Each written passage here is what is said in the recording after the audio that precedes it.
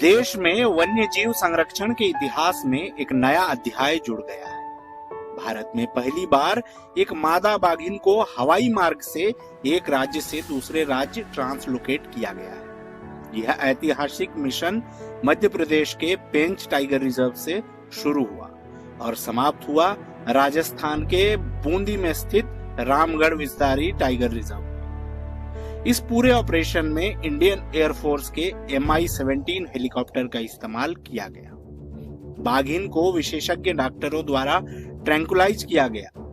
स्वास्थ्य और तनाव स्तर पर लगातार निगरानी रखी गई। यूं तो पहले पेंच से बूंदी तक हवाई मार्ग से ही बाघिन को ले जाने का विचार था, परंतु बूंदी में सही जगह नहीं मिल पाने के कारण पेंच से जयपुर तक हवाई सफर कराया गया और जयपुर से सड़क मार्ग के द्वारा बूंदी तक सुरक्षित ट्रांसपोर्ट किया गया। करीब 7 घंटे के संयुक्त हवाई और सड़क सफर के बाद बाघिन को बचालिया इनक्लोजर में छोड़ दिया गया। अब अगले 10 दिनों तक उसके स्वास्थ्य, व्यवहार और अनुकूलन पर कड़ी मॉनिटरिंग की जाएगी। लेकिन इस उपलब्धि की कहानी 2018 की एक कठिन सीख से जुड़ी है।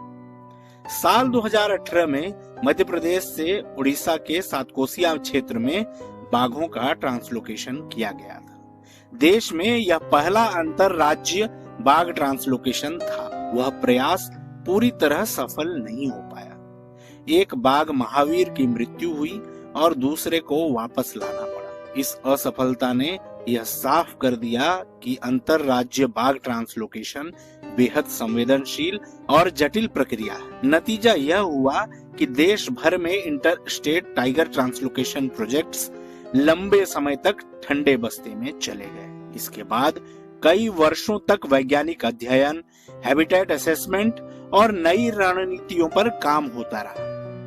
और फिर आया साल 2024, जब इस रुके हुए मिशन को एक बार फिर नई दिशा मिली। महाराष्ट्र के ताडोबा अंधारी टाइगर रिजर्व से 2 मादा बाघिन जीनत और जमुना को उड़ीसा के सिमलीपाल नेशनल पार्क भेजा गया। यह ट्रांसलोकेशन 2018 की गलतियों से सीख लेकर बेहतर वैज्ञानिक योजना और चरणबद्ध मॉनिटरिंग के साथ किया गया और यहीं से देश भर में अंतरराज्यीय बाघ ट्रांसलोकेशन का रास्ता एक बार फिर खुल गया। आज पेंच से बूंदी लाई गई यह मादा बाघिन उसी बदले हुए और परिपक्व दृष्टिकोण का परिणाम है। अब ट्रांसलोकेशन जल्दबाजी नहीं बल्कि दीर्घकालिक योजना, जेनेटिक विविधता और राज्यों के बीच समन्वय के आधार पर किया जा रहा है। इसका उद्देश्य साफ है, राजस्थान में बाघों की संख्या बढ़ाना, राजस्थान के सबसे बड़े टाइगर रिजर्व रणथंभौर पर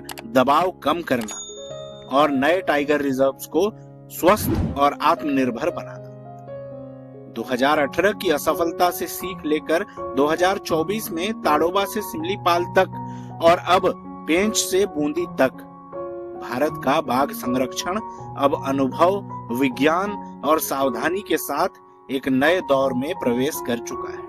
यह सिर्फ एक बाघिन की शिफ्टिंग नहीं, यह भारत के टाइगर कंजर्वेशन के भविष्य की नींव है।